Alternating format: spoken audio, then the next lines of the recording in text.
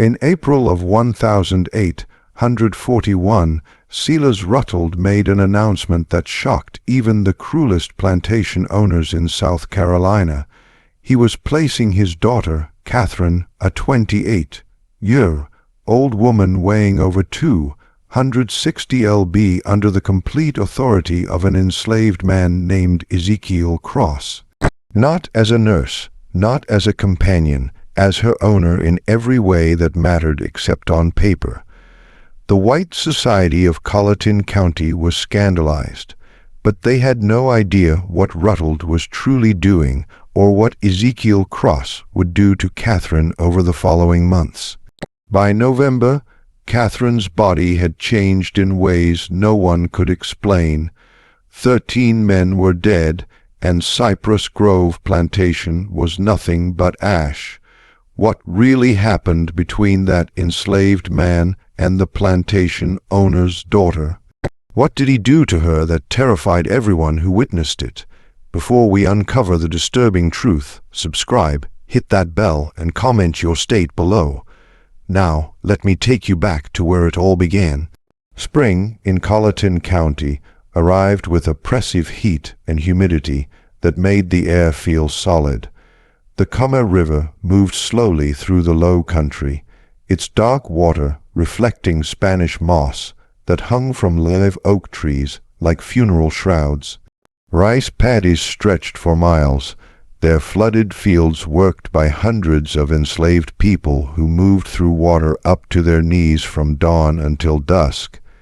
This was wealth built on suffering, prosperity extracted from human misery. All of it justified by men who convinced themselves that cruelty was simply the natural order of things. Cypress Grove Plantation sat on 800 acres of moderately productive land. Its owner, Silas Ruttles, was not quite part of the county's elite, but desperately wanted to be. He owned 58 enslaved people, which made him wealthy by most standards, but barely qualified him as mid-tier in local society. The truly powerful families owned thousands of acres and hundreds of slaves. They summered in Charleston and sent their children to universities in the North. Their names carried weight that could open doors or destroy reputations with a single word. Silas had married Elizabeth Yancey in 1812, a union that brought moderate land holdings and a respected surname. Elizabeth had been a practical woman who kept meticulous records and seemed more interested in profit margins than social climbing. She died giving birth in 1813 to a daughter christened Catherine.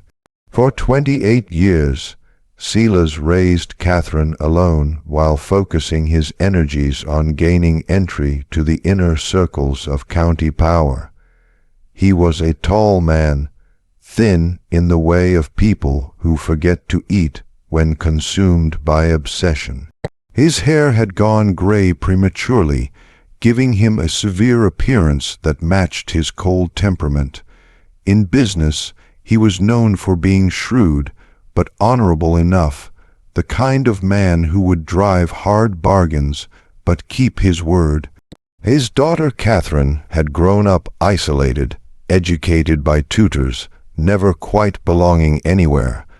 By 1841, she was 28 years old and weighed nearly 260 lb. Her body was swollen from years of medications prescribed by doctors who diagnosed her with hysteria and female nervous disorders. She suffered violent fits where she would scream and throw objects. She had attacked her father with a letter opener the previous year, leaving a scar across his left hand. The white society of Colleton County whispered about her with false sympathy. Poor Silas Ruttles, burdened with a mad daughter. What a shame! She had been such a pretty child. None of them knew the truth. None of them knew what Catherine had witnessed when she was 12 years old, or that her madness was not madness at all, but a rational response to living with monsters. The letter arrived on April 7th, delivered by private courier. Silas opened it in his study, expecting business correspondence.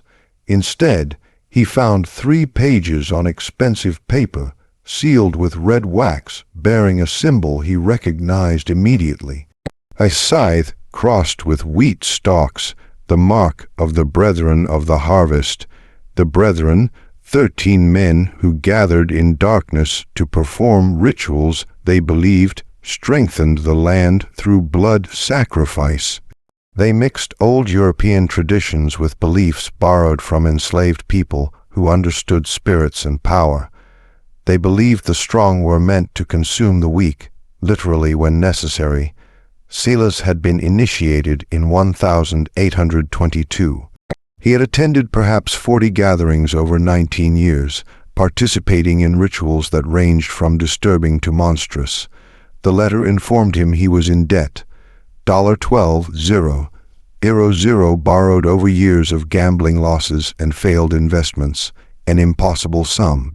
Repayment would require selling most of his land and all his slaves, destroying everything he had built. But the letter offered an alternative, a demonstration of commitment from members in difficult positions. Silas would take his daughter Catherine and place her under the complete authority of one of his enslaved men, not temporarily, not as punishment, as a genuine transfer of responsibility lasting 1 full year. The enslaved man would have total control over her person, her daily activities, her treatment. Silas would announce this publicly at a gathering of the county's prominent families, explaining it as an extreme medical measure for his daughter's condition. The humiliation would be absolute. In a society where white women were supposedly precious and protected above all others, Silas would be declaring his daughter worth less than his property. But if he agreed, his debt would be forgiven, and the brethren would provide financial support to restore his position. Silas sat in his study for hours that night. He thought about his options. Bankruptcy would destroy him completely. The brethren had connections to every judge, every lawyer, every politician in the region. They could make him disappear if he became a problem, or he could sacrifice his daughter's dignity to maintain his own position. The choice society had trained him to make, property over people, power over morality, he wrote his acceptance by candlelight and sent it before dawn. 3 days later, another letter arrived with a name and brief history. Ezekiel Cross, age 33. Purchased recently through an intermediary from a Virginia plantation.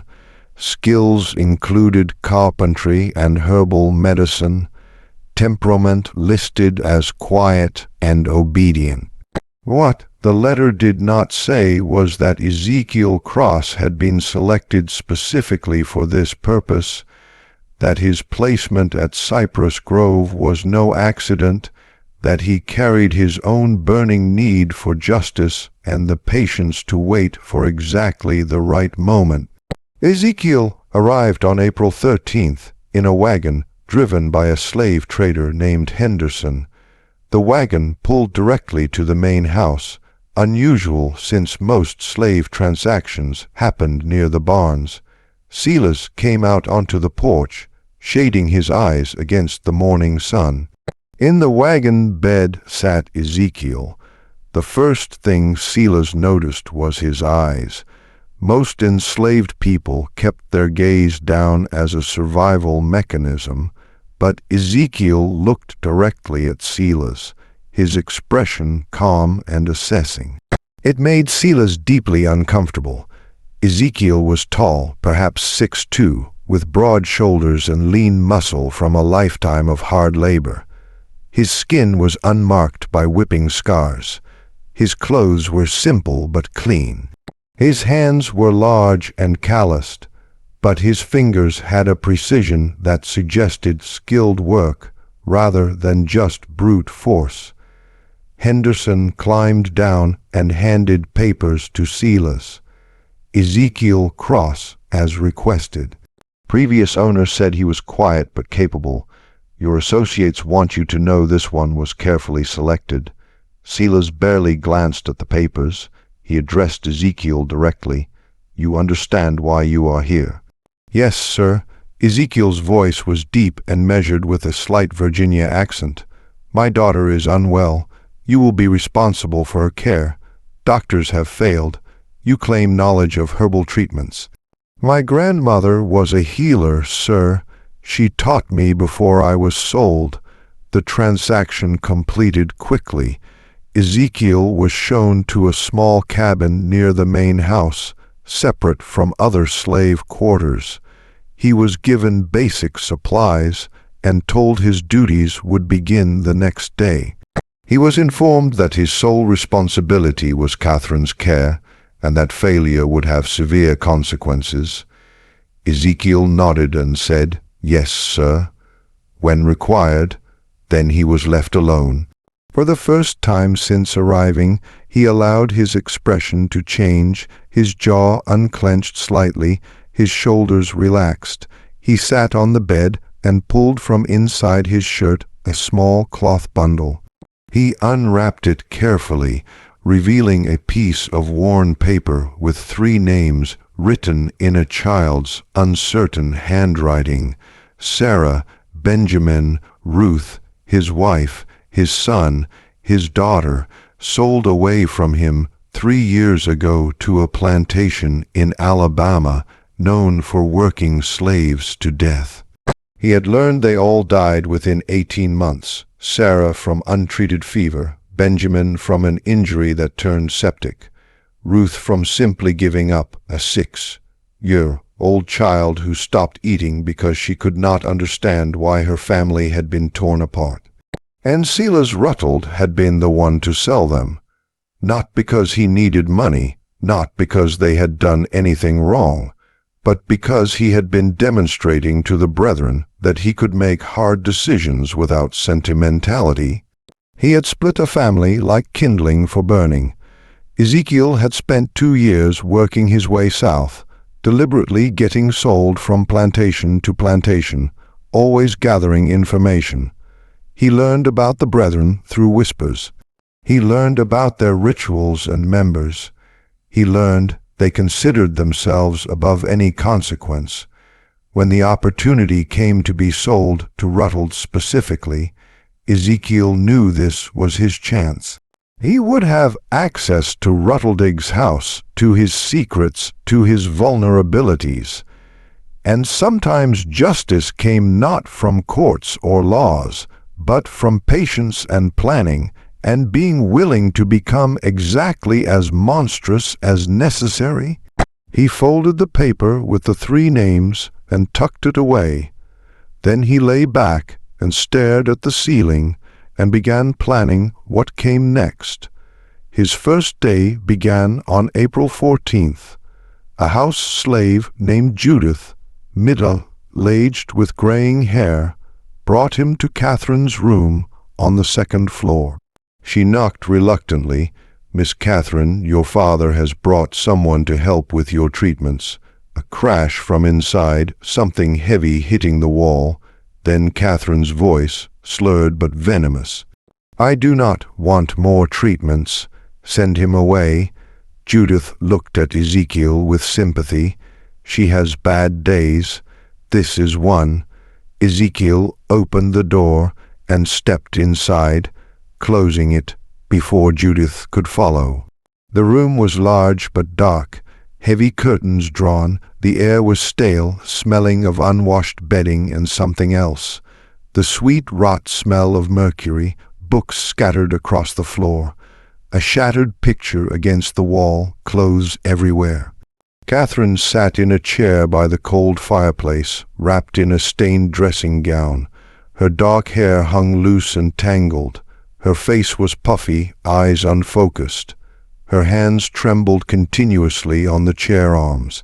She looked at Ezekiel with confusion, then fear, then anger. "Who are you?" I said. "No more doctors. I am not a doctor, miss. My name is Ezekiel. Your father asked me to help you. Help." She laughed harshly. "That is what they all say. Help, treatment, medicine. They mean poison. They mean chains. They mean silence." She stood suddenly swaying. "I know what this is. He is punishing me again for remembering, for speaking, for refusing to forget." Ezekiel stood still, non-threatening. "What are you supposed to forget?" The question caught her off guard. Her anger flickered to something more vulnerable. "You do not know." "I know nothing, miss. Only that your father says you are unwell." Catherine studied him intently, as if really seeing him for the first time. "You are not from here." "Virginia originally, miss." "Do you know what happens in this house? What they do in the cellar?" Ezekiel's pulse quickened, but he kept his expression neutral. "I do not know what you mean. Liar, no heat in it. Just exhaustion. Everyone lies. It is easier than truth." She sat heavily. "Leave me alone. Tell my father his newest torment failed." But Ezekiel moved to the window and drew open the curtains. Sunlight flooded in. Catherine cried out, covering her eyes. "When did you last go outside, miss? I cannot walk that far. I'm too weak. When did you last eat without Luden a minute? The medicine is necessary." "Doctors say so." "What if the doctors are wrong?" Her hands came down from her eyes. She stared at him with hope and terror mixed. "What did you say?" Ezekiel turned from the window. This was the moment, the first card played. "I said, what if the doctors are wrong? What if everything you have been told about your condition is designed not to help you, but to keep you controllable? What if your father has been poisoning you for years to ensure you never become well enough to speak about what you saw? Absolute silence."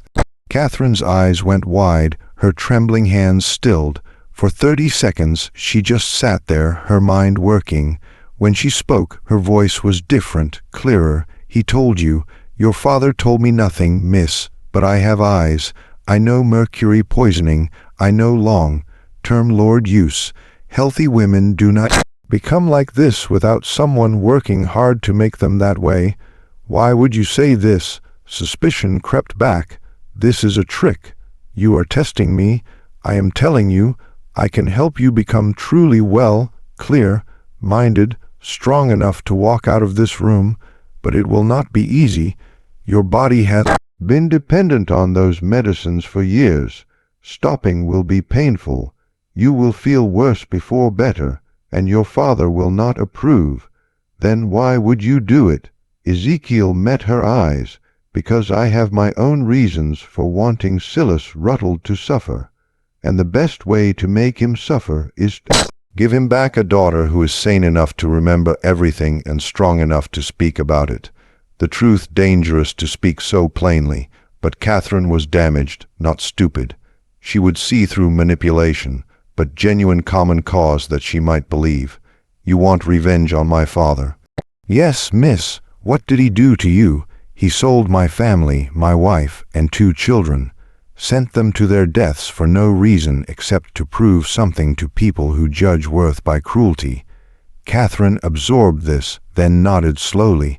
"The brethren, he sold them for the brethren, not a question." "Brethren, miss, you do not know." She laughed, something manic in it. "You will learn. Everyone learns eventually." She leaned forward. "If I agree, if I let you help me, what happens then? You get well, miss, and when you are well, we decide what to do next. I have my revenge to plan. You have yours. Perhaps they align." Catherine studied him intently. Finally she spoke. "I want them all dead. My father, Judge Pelham, Reverend Crenshaw, all of them. Every man who stood in that cellar. I want them to suffer first, to know it is coming to beg, then I want them dead." The venom was shocking. Not for its intensity, but because it came from someone dismissed as mad and harmless. This was not madness. This was rage concentrated by years of suppression. Ezekiel nodded. "Then we have an understanding, Miss Catherine. If we are conspirators, use my name. I cannot miss. Not where anyone might." Here, We must be careful. Then know something, Ezekiel. Catherine's eyes glittered dangerously. I have killed before 3 people, house slaves who might have told my father about my lucid moments. I cannot remember exactly how. The Eldinum blurs everything, but I know I did it. They disappeared. Their families were told they ran away. She smiled terribly. So if you plan to betray me, to use me, then dispose of me, know that I am not a victim. I am something worse. Ice ran down Ezekiel's spine. He had expected an ally, not someone whose capacity for violence might exceed his own, but he kept steady. I believe you, miss, and I will not betray you. Good. Catherine stood more steadily. Then let us begin. But I have one condition. When this is over, when we have had our revenge, I want to die. I do not want to live with what I have seen and done. You will help me with that too. Agreed. Ezekiel had not expected that, but he was committed now. Agreed. Then we have a deal. Catherine extended her hand. After hesitation, Ezekiel shook it. Her grip was stronger than expected. Over the following week, Ezekiel began Catherine's treatment. He gradually reduced her laudanum, replacing some with herbal tinctures, valerian root for anxiety and sleep, chamomile for digestive distress, milk thistle to help her liver process accumulated toxins. The process was brutal. Catherine spent 3 days in bed with fever, shaking, and vomiting. Ezekiel stayed with her through it, holding a basin while she was sick, wiping her face with cool cloths, speaking quietly just to remind her she was not alone. When the worst passed, she was weak but clearer than she had been in years. The constant tremor decreased. Her speech was less slurred. She could focus on reading.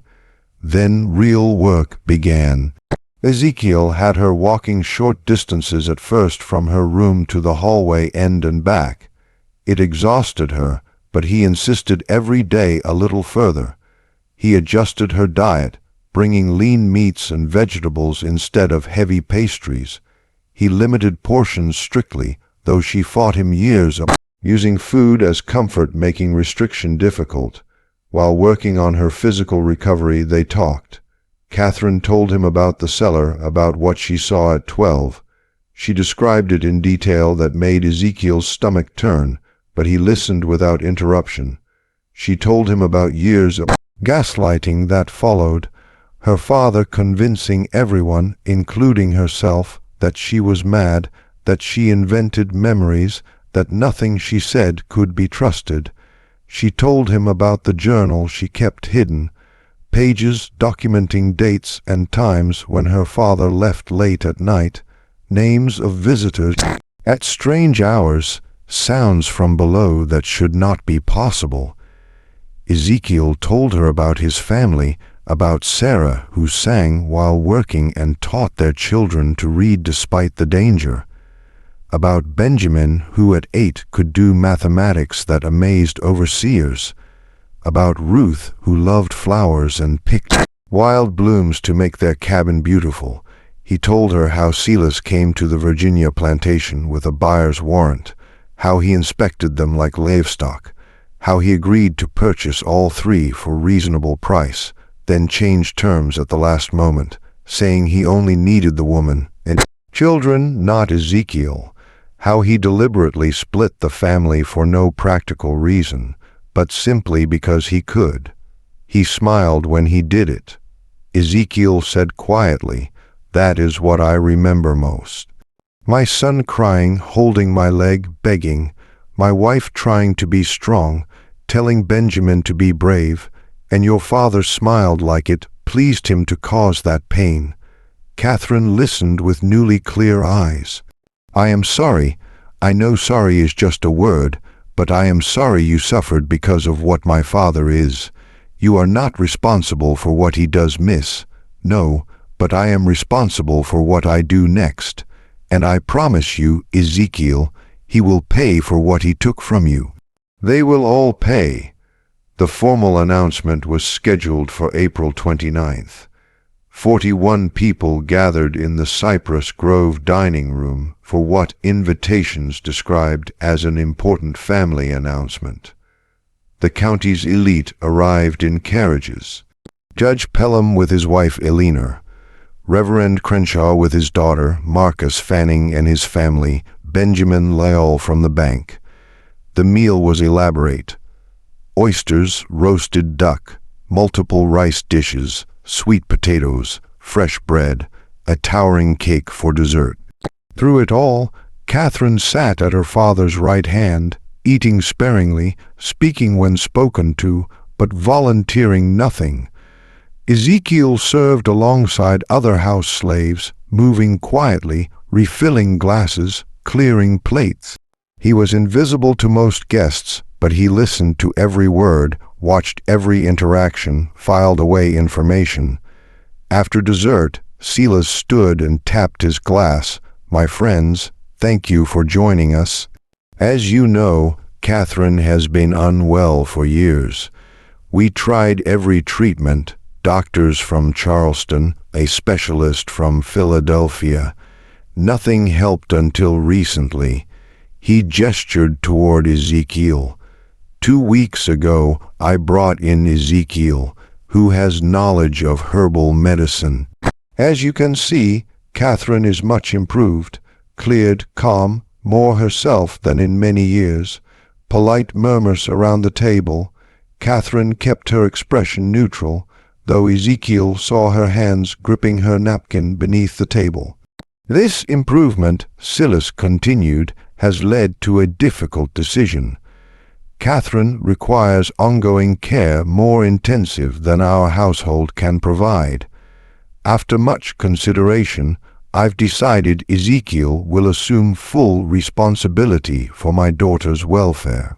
He will have complete authority over her treatment, daily activities, and living arrangements, effective immediately.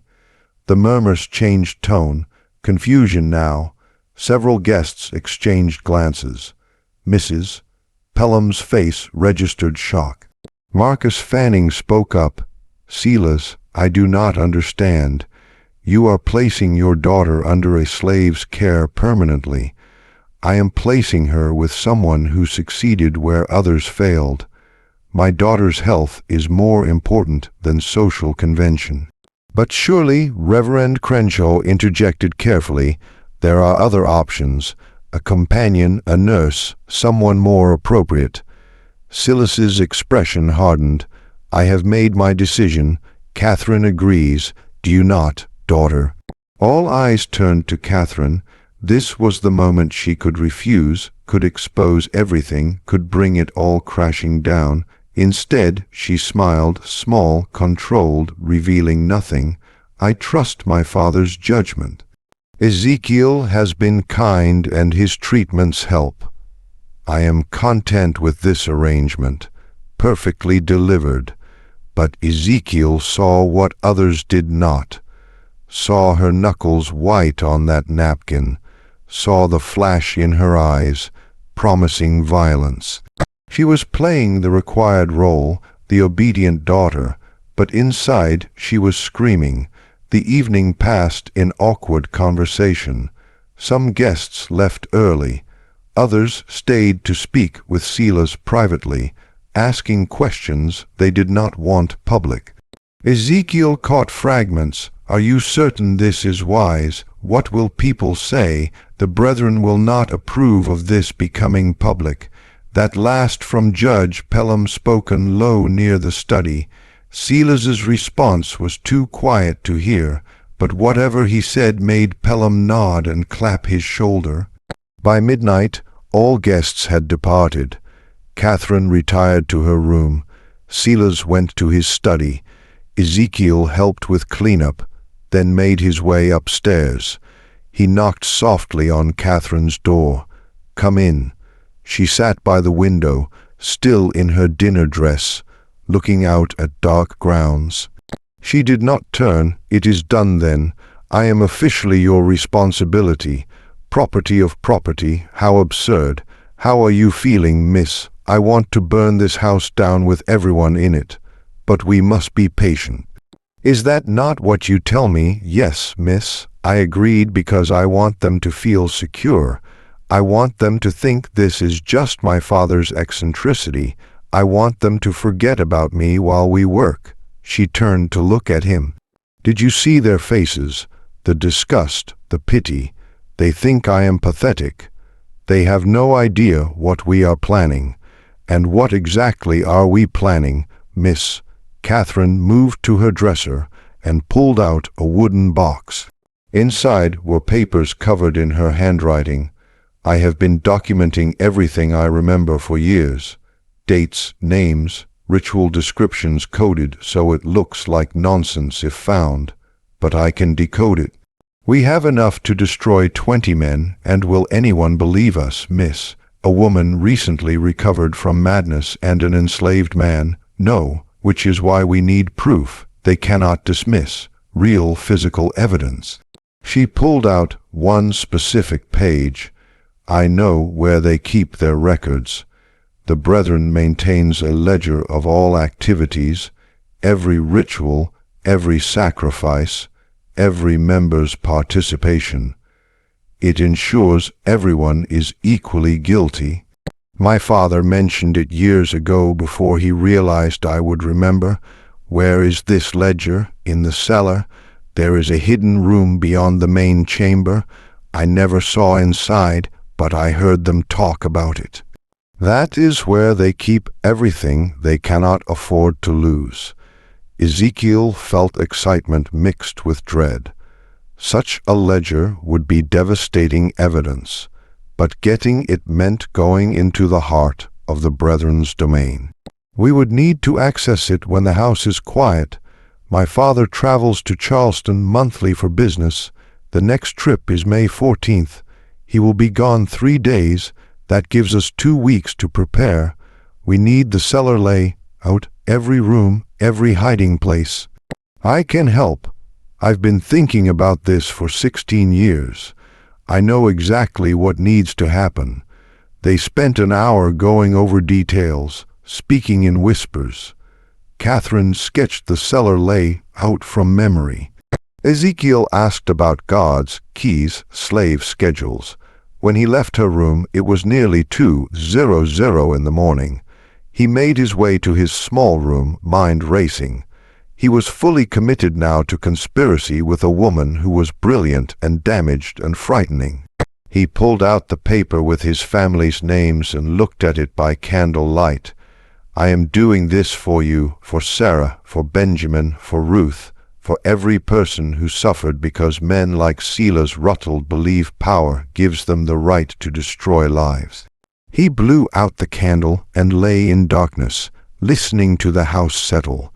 Somewhere below in a cellar he had never seen were secrets that could tear apart South Carolina's most powerful families.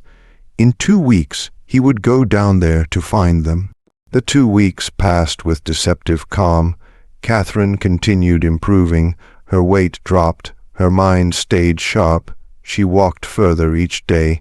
More importantly, she was translating sections of her coded journals for Ezekiel, filling in details about the Brethren that made his blood run cold. The Brethren was not unique to Colleton County. It was part of a larger network across the South. Connected societies in Charleston, Savannah, New Orleans, Richmond, different names, but always the same structure. Wealthy men who believed their power derived from ancient practices of dominance and sacrifice. They believed they continued traditions going back thousands of years. Catherine explained one afternoon. European mystery cults mixed with things learned from enslaved people. They twisted it into something monstrous.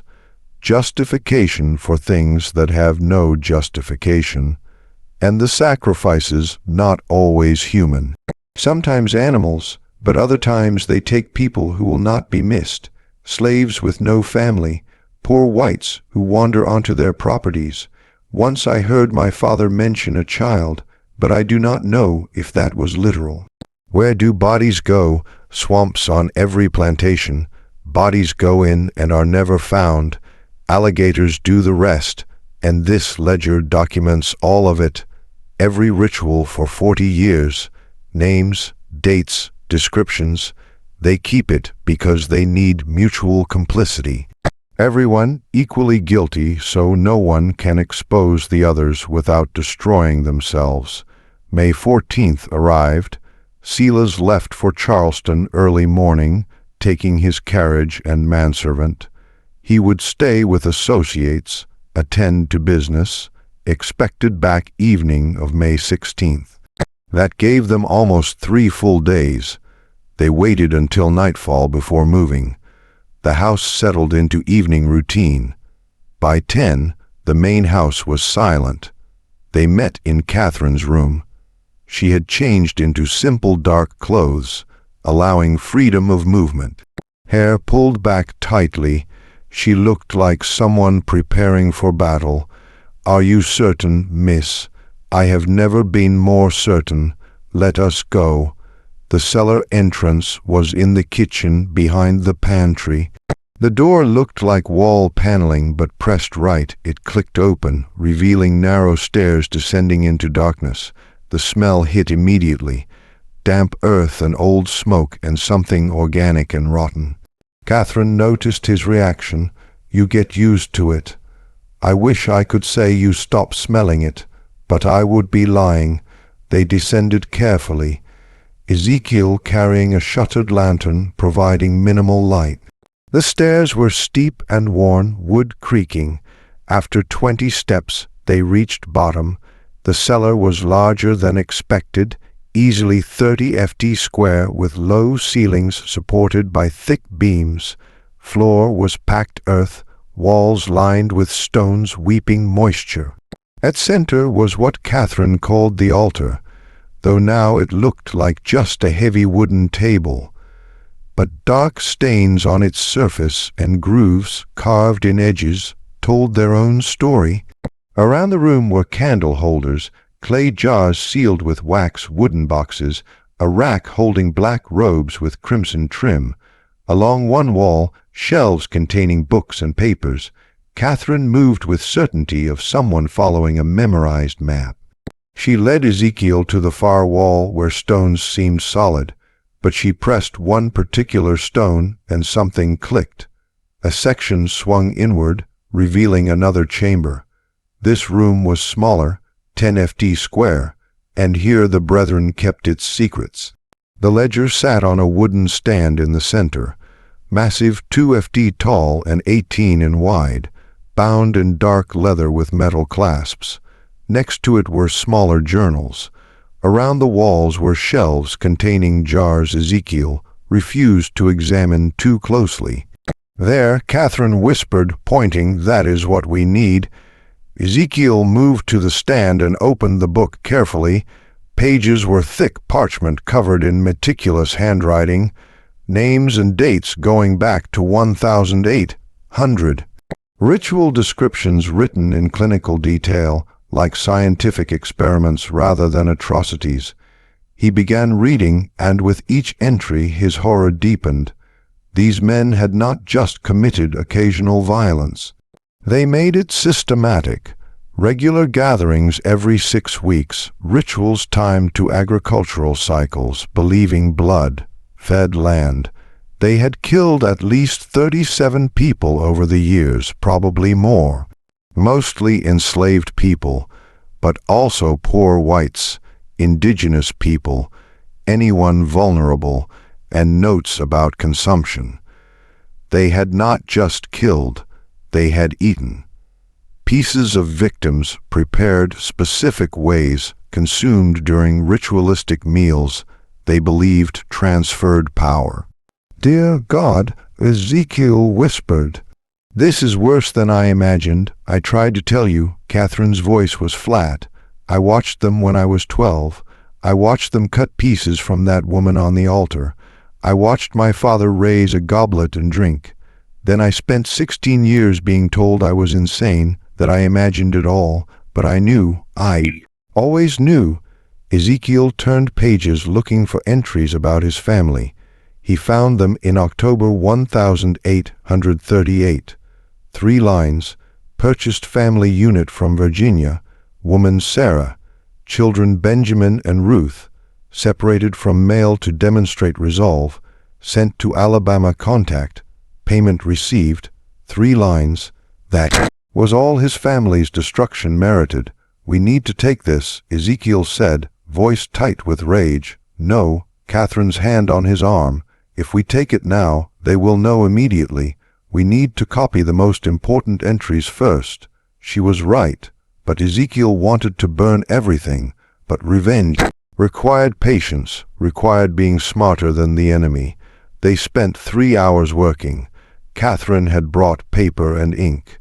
She copied entries about specific rituals, focusing on ones, naming current members. Ezekiel documented victims, creating a list of names and dates that could potentially be cross-referenced with other records, exhausting work made worse by the content. Several times Ezekiel had to stop, hands shaking too badly. Once Catherine left the chamber entirely, overcome by memories, but slowly, methodically, they built their case. Page after page of evidence. They were so focused, neither heard footsteps on the cellar stairs. First indication something was wrong was when light flared in the outer chamber, lantern light much brighter than their single lamp.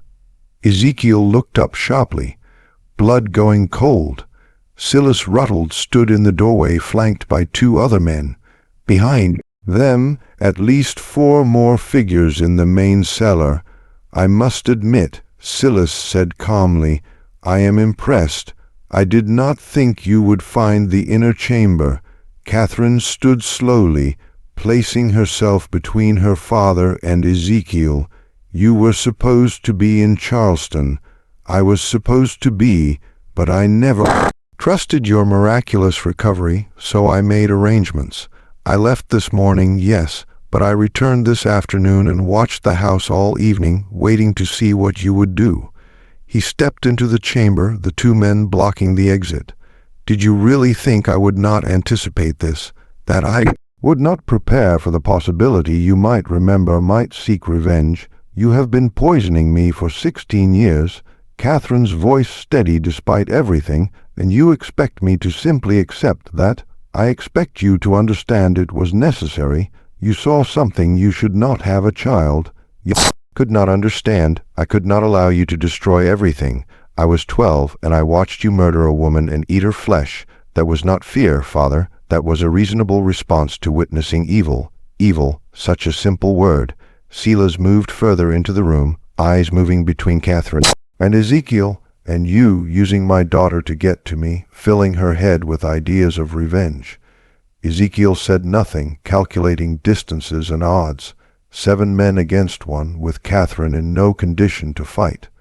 The situation looked hopeless. Silas seemed to read his thoughts. Do not do anything foolish. I do not want to hurt either of you, not permanently, but I cannot have this rebellion continuing. He gestured to the men behind him. Bring them upstairs. We need to discuss what happens next. They were taken to Silas's study and locked inside together. The room was windowless except one high transom, impossible to reach. The door was heavy oak, locked from outside. As soon as they were alone, Catherine moved to Ezekiel. Are you hurt? No, miss, but we are in serious trouble. Yes, but not as much as you think. She pulled something from inside her dress. The papers they had been copying. I managed to keep these. He did not search me. Too confident. That will not help if we are dead. We are not going to die. Not tonight. Catherine's eyes were calculating. My father will want to resolve this without killing me if possible. I am still his daughter, his blood. That gives it leverage. Over the next hour they heard arrivals, voices in the hall, men gathering, the brethren was assembling. Finally the door opened. Marcus Fanning stood there, face grim. They are ready for you. Come peacefully, and you will not be harmed. They were led down to the cellar again. This time the main chamber had been transformed. All 13 brethren members present, dressed in ritual robes, candles burned in every holder. The altar was draped with crimson cloth. 13 chairs arranged in a perfect circle, all occupied except Silas's at the altar's head. Ezekiel and Catherine were positioned in the circle's center, forced to stand facing Silas. The other members watched with expressions ranging from curiosity to hostility. Silas removed his hood. "Brothers of the harvest, thank you for coming on short notice. We face a crisis. My daughter and her associate discovered our inner chamber." They saw the ledger. They were copying entries when I interrupted them. Judge Pelham spoke up. "Then they must be silenced permanently. This is not complicated. I disagree." Silas held up a hand. "My daughter is blood. I cannot simply dispose of her without exhausting other options. And the man represents an opportunity." "What opportunity?" Reverend Crenshaw asked. "To test something I have long believed, that a person can be drawn into our work through their own actions if framed correctly." Silas turned to Ezekiel. "You want revenge on me. You want to destroy me for what I did to your family. I understand that. But what if I offered you a different kind of revenge, a more meaningful one?" "I do not understand." Ezekiel said carefully, "I am offering you membership, not as an equal. The Brethren does not accept men of color as full members, but as an associate. You would attend our gatherings, participate in rituals, and in exchange, I would give you what you want most. My family is dead. You cannot give me what I want, no, but I can give you revenge against the people who killed them. The plantation owner in Alabama who worked your wife and children to death. His name is Edward Gaines. He is not part of the Brethren. He has no protection from us. If you join us, prove your loyalty. I will give you resources to destroy him. Money, information, whatever you need to make him suffer as you have suffered." The offer hung in the air, obscene in its calculation. Join the men who destroyed his family to get revenge on another monster. And if I refuse, then you and Catherine both die tonight. Your bodies go into the swamp. No one will ever know what happened. The papers Catherine was copying will be burned. Her journals destroyed. Everything continues as it always has. Silas spread his hands. But if you accept, you live. Catherine lives. You get your revenge. All it costs is your soul." Ezekiel looked at Catherine. Her face was pale, but she gave him the slightest shake of her head. "Do not do it. Whatever happens, do not become them." But Ezekiel was thinking about accepting, about getting inside their organization, about gathering more evidence, about buying time. He looked back at Silas and Catherine. What happens to her? She returns to her room, resumes her medications, forgets what she has seen. The alternative is she dies alongside you. No. Catherine's voice cut across the chamber. "I will not forget again. I will not be silenced.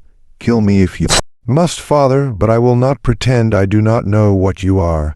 Silas's expression hardened. "Then you have made your choice. Wait." Ezekiel spoke quickly. "I accept, but on one condition. Catherine goes free, not back to her room. Free. Let her leave this house, leave South Carolina. Give her money to start over. If you do that, I will join you." Several Brethren members shook their heads, but Judge Pelham spoke. "The boy makes a point. The girl is already broken. Even if she spoke, who would believe her? But a man willing to join us to be complicit. That is valuable. That proves our power extends even to those who hate us." Silas considered. Finally he nodded. "Very well. Catherine will be sent north. I have associates in Philadelphia who will take her in. She will be given a new identity and stipend to live on, but she can never return to South Carolina. Never contact anyone from her old life. She will be dead to everyone here." Agreed. Catherine stared at Ezekiel. "No, I will not leave you to." Agreed. Ezekiel interrupted. "She goes free. I join you. Then we have a bargain." Silas turned to the others. "Catherine leaves tomorrow. Ezekiel's initiation will be in 3 weeks. next regular gathering. Until then, he remains at Cypress Grove under watch. If he tries to escape or contact anyone, the deal is void and both die. Understood? Ezekiel nodded. Catherine looked like she wanted to argue, but Ezekiel caught her eye and shook his head slightly. Trust me, Catherine left the next morning. A closed carriage took her away at dawn. Ezekiel watched from his cabin window as it rolled down the long drive and disappeared into the trees. She had not been allowed to say goodbye. He had not been allowed to speak with her after the confrontation in the cellar. But as she had been escorted to her room the previous night, she had looked back at him once, and in her eyes he had seen something that gave him hope. She understood. She knew he had not truly surrendered. She knew this was strategy, not defeat. The question was whether she would actually go to Philadelphia or whether she had her own plans. The 3 weeks that followed were the longest of Ezekiel's life. He was kept under constant watch. 2 overseers followed him everywhere. He was not allowed to leave the plantation grounds. He was given menial work to keep him occupied, meaningless tasks that accomplished nothing but filled time, but he was also given access to the main house, to the study where Silas kept his papers, to the cellar where the next gathering would take place. They were watching him, yes, but they were also testing him, seeing if he would try to escape, seeing if he would attempt sabotage. Ezekiel did neither. He played the role of defeated man who had made a pragmatic choice for survival. He was quiet, obedient, asked no questions, caused no problems, but he was observing everything, learning the routines of the house, noting which slaves could be trusted, which overseers were cruel, which brethren members visited regularly. He was building a mental map of how everything worked, looking for weaknesses, and at night, alone in his cabin, he thought about what was coming. His initiation would require participation in their rituals. They would test him. They would want to make him complicit in something horrible, so he could never expose them without destroying himself. He thought about how far he was willing to go, what lines he would not cross, even for revenge, whether there was any act so terrible that justice did not justify it. He did not have good answers to those questions. On June 2nd, the night before his initiation, Silas came to his cabin. It was late after midnight. Ezekiel woke to knocking and opened the door to find his owner standing there alone. "May I come in?" Ezekiel stepped aside. Silas entered and looked around the sparse room. Finally he spoke. "Tomorrow you will become one of us. Not fully, never fully, but enough. I want you to understand what that means."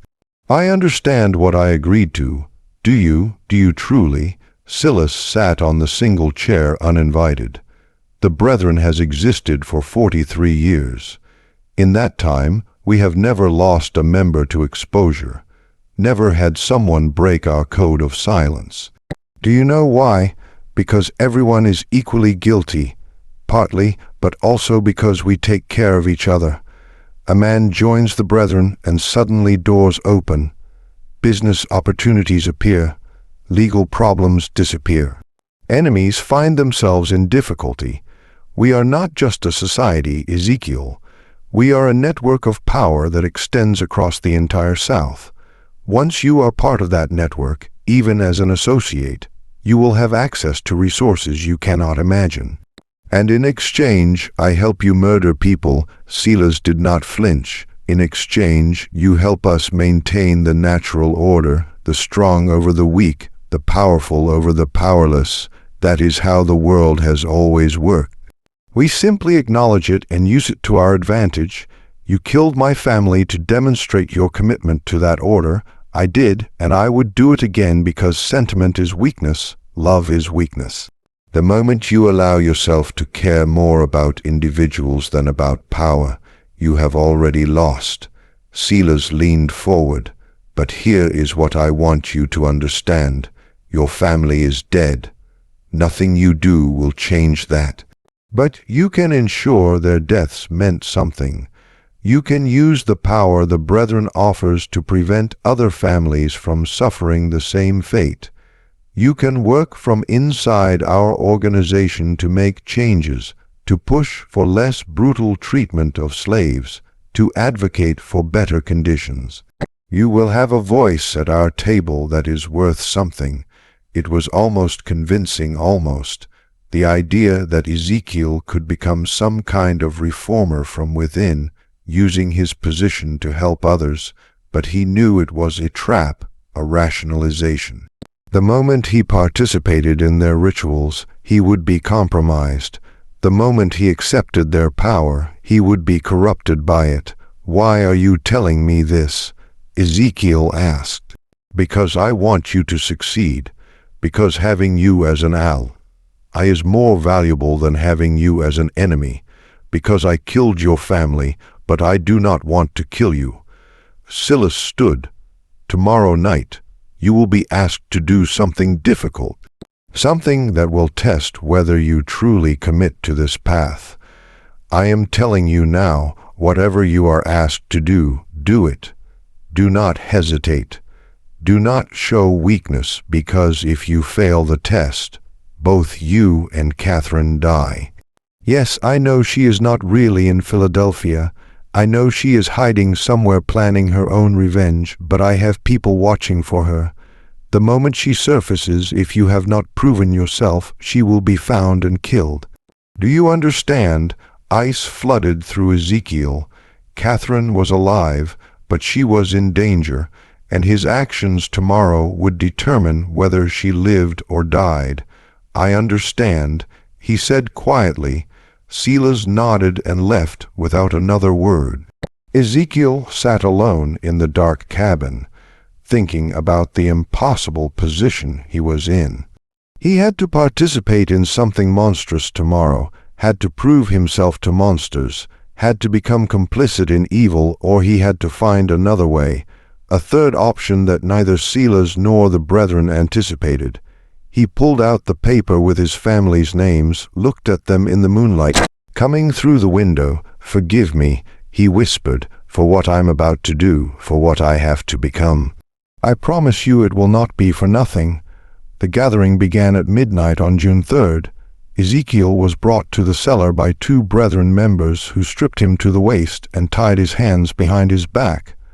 They led him down the stairs into the candle-lit chamber where all 13 members waited in their robes. Silas stood at the altar's head. "Brothers of the harvest, tonight we conduct an initiation unlike any in our history.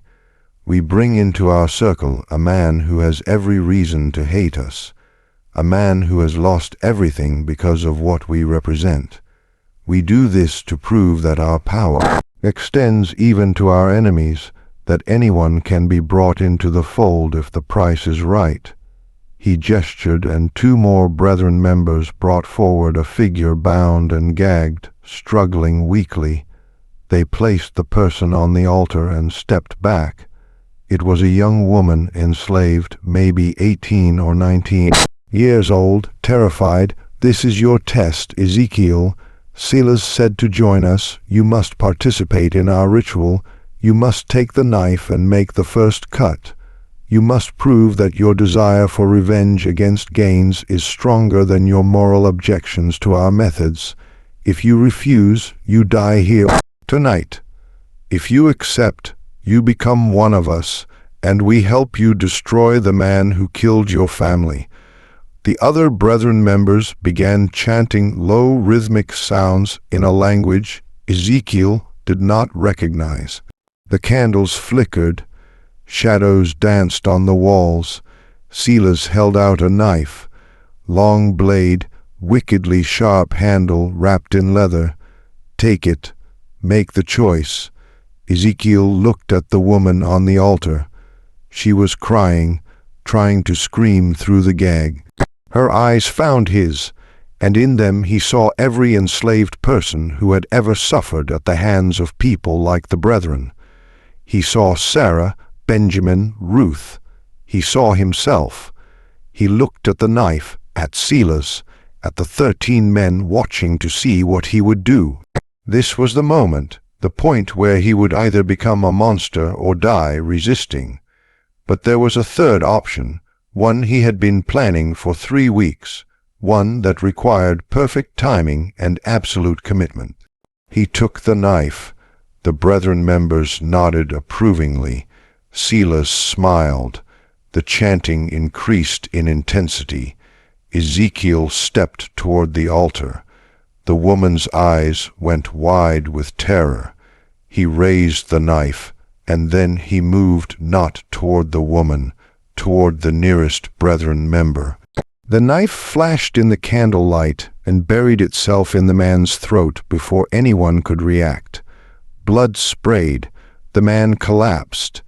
Ezekiel grabbed the fallen member's robe, pulling it off in one motion. He threw it over the nearest candles, plunging half the room into darkness. Chaos erupted. He moved through the confusion like violence incarnate, years of rage focused into action.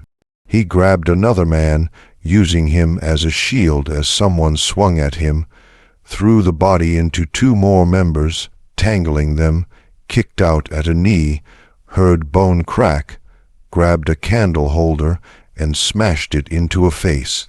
The brethren were powerful men, but they were not fighters. They were soft, privileged, used to others doing violence for them.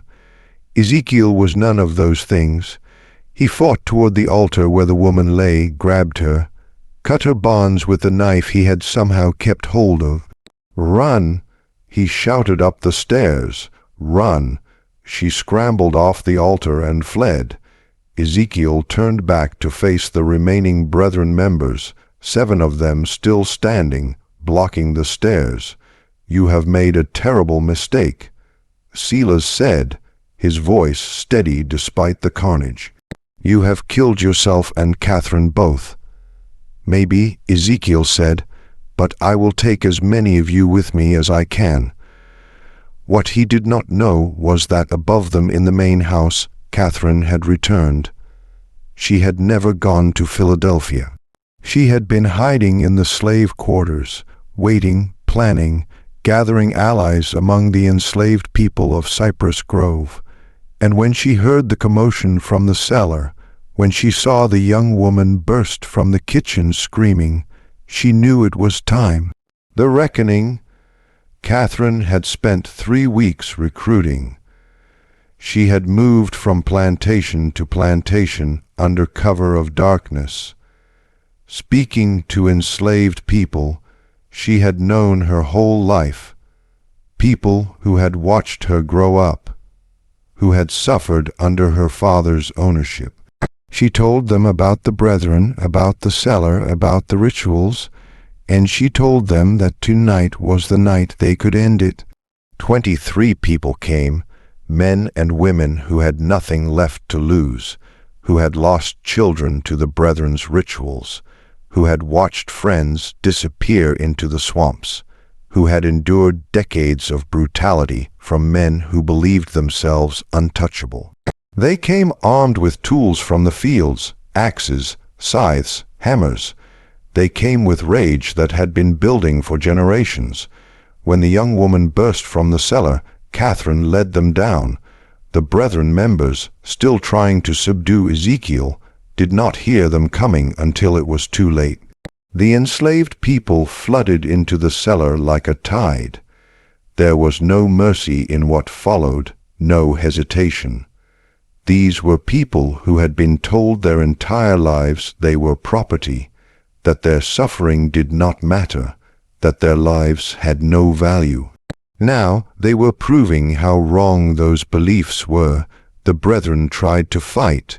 Judge Pelham pulled a pistol, but was struck down before he could fire. Reverend Crenshaw begged for mercy and received none. Marcus Fanning tried to flee up the stairs and was dragged back down. Silas Ruddled, seeing everything collapse around him, tried one last desperate play. He grabbed Catherine, pulling her to him with a knife at her throat. "Stop, stop, or I kill her." The room went still.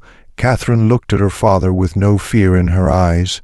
"Do it. Kill me. It changes nothing. You have already lost. I can still escape." You can still nothing." Catherine's voice was cold.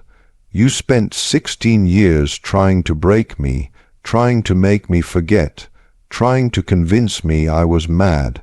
But you failed. I remembered everything, and I am going to watch you die." She drove her elbow back into his ribs with sudden vicious force. His grip loosened. She spun away, and before Silas could recover, Ezekiel was there. They faced each other, the enslaved man and the plantation owner. All the power Silas had held, all the privilege and cruelty, all the years of believing himself untouchable, none of it mattered now. "You took everything from me." Ezekiel said quietly, "My wife, my children, my life. You did it for no reason except that you could to prove something to men who valued cruelty over humanity. Please," Silas said, just that one word, pathetic and desperate. "Did my wife say please? Did my son? Did any of the people you killed in this cellar?" Ezekiel shook his head. "No mercy. Not for you, not ever." What happened next was brutal and final. The enslaved people made sure none of the brethren survived. 13 men who had believed themselves above consequence learned in their final moments that power was an illusion, that cruelty always came home eventually, when it was over. Catherine stood in the center of the cellar, surrounded by bodies. She was shaking, not from fear, but from release. 16 years of rage finally given outlet. Ezekiel came to her. "Are you hurt?" "No." "Are you?" "Minor cuts. Nothing serious." He looked around at the carnage. "What do we do now?" "Now." Catherine's smile was grim. "Now we burn it all. The cellar, the ledger, the evidence. We destroy every trace of what happened here. But that evidence could prove what they did, could bring justice." "Justice?" Catherine laughed bitterly. Ezekiel looked around. "This is justice. The only kind we were ever going to get. If we try to take that ledger to authorities, what happens? We are hunted down and killed. The surviving Brethren members in other counties come for us. This only ends if everyone believes the Cypress Grove chapter died in an accident. If there is no evidence, no witnesses, no story to tell, she was right and Ezekiel knew it. Then we burn it." They spent the next 2 hours preparing. The enslaved people who had helped them left before dawn, disappearing back to their various plantations. They would say nothing. They had seen nothing. They knew nothing. That was how survival worked. Catherine and Ezekiel poured oil through the cellar, stacked wood and kindling, placed the bodies in positions that might look like an accident if anyone investigated. Then they took the ledger and all the journals and placed them in the center of the altar. "Wait," Ezekiel said. He opened the ledger one last time and found the entries about his family. He carefully tore out those pages and folded them, placing them inside his shirt. "For them, so they are not forgotten." Catherine nodded. Then she took a candle and held it to the oil-soaked wood. The fire caught immediately. Within minutes, the cellar was ablaze. They fled up the stairs and out of the house, stood in the yard, watching as flames engulfed Cypress Grove Plantation. People would come. Other plantations would see the smoke. There would be questions, but Catherine and Ezekiel had their story prepared. A terrible accident, a candle knocked over in the cellar, the master and his guests trapped below. So tragic, so terrible, no one would ever know the truth. As the sun rose over the burning ruins, Catherine turned to Ezekiel. "What will you do now? Go north. Use the chaos of this fire to disappear. Maybe find others who want to fight to create a network that can help people escape." He pulled out the paper with his family's names. "I cannot bring them back, but I can make sure others do not suffer the same fate, and I will go north as well. Use the money I have been stealing from my father's accounts for years. Start over." She paused. "But I will not forget. I will document everything that happened here. I will write it all down so that someday, somehow, someone knows the truth." They sealed the records. "They will seal your testimony too if you try to make it public. Then I will hide it. I will code it." I will leave it somewhere to be found decades from now when we are all dead and it cannot hurt us any more. She looked at the burning house. The truth has a way of surfacing eventually. Even when people tried to bury it, they stayed until the fire burned itself out, until Cypress Grove Plantation was nothing but ash and blackened timbers, until there was nothing left to show that 13 men had gathered there to commit atrocities. Then they walked away in opposite directions, Catherine north toward Charleston and eventually Philadelphia, Ezekiel west toward the frontier, where enslaved people could disappear into communities that asked no questions. They never saw each other again. The official story was exactly as they had planned, a tragic accident. Silas Ruddled and 12 prominent gentlemen meeting at Cypress Grove to discuss business when a fire broke out. All 13 perished in cellar, overcome by smoke before they could escape. A terrible loss for Colleton County, funerals with full honors, eulogies praising their contributions to society. Catherine Ruddled was reported to have died in the fire as well. Her father's mad daughter trapped in her room, unable to escape. Particularly sad footnote to an already tragic event. No one questioned it. No one looked too closely.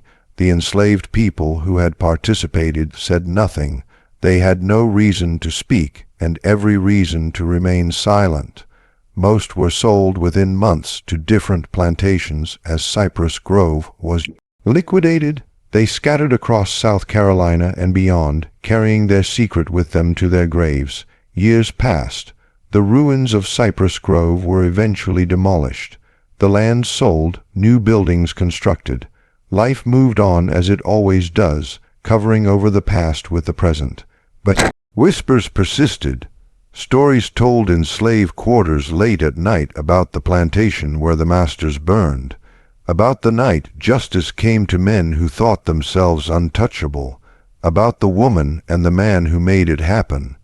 The stories changed with each telling becoming legend, becoming myth, but the core remained that cruelty had consequences, that power was not absolute, that sometimes the powerless found their power. In 1863, during the Civil War, Union troops occupied the area where Cypress Grove had stood. They found evidence of old tunnels beneath the property, found bones in the nearby swamp, found markings on trees that suggested ritual sites, but the war moved on and no one had time to investigate further. In 1971, during demolition work, a journal was found sealed in a wall. It detailed everything: names, dates, rituals, victims. But as Catherine had predicted, it was coded, and before anyone could fully decode it, the journal vanished from county records. Some say it was destroyed. Others say it was taken by descendants of the Brethren families protecting their ancestors' secrets. A few believe it still exists somewhere, waiting to be rediscovered when the time is right. What is known is this: 13 prominent men died in a fire in 1841. Catherine Ruddled disappeared shortly afterward, though no body was ever confirmed found. An enslaved man named Ezekiel Cross was reported sold to a plantation in Alabama, but no record of the transaction exists. And for years afterward, stories circulated among enslaved communities about a network helping people escape, led by a man who had faced the monster and won. Whether those stories were true or just wishful thinking, no one can say for certain. But sometimes truth lives not in official records, but in the stories people tell, in the memories they keep, in the justice they remember, even when history tries to forget. This mystery shows us that power built on cruelty is never as solid as it seems, that secrets kept in darkness eventually find light, that the people deemed powerless often hold the most dangerous power of all, the power of witness, the power of memory, the power of refusing to forget. What do you think of this story? Do you believe everything was revealed? Do you think that journal still exists somewhere waiting to be found? Leave your comment below. If you enjoyed this tale and want more dark historical mysteries like this, subscribe to Liturgy of Fear. Hit the notification bell so you never miss a story, and share this video with someone who loves mysteries that blur the line between history and horror. These stories need to be remembered. These voices need to be heard. See you in the next video.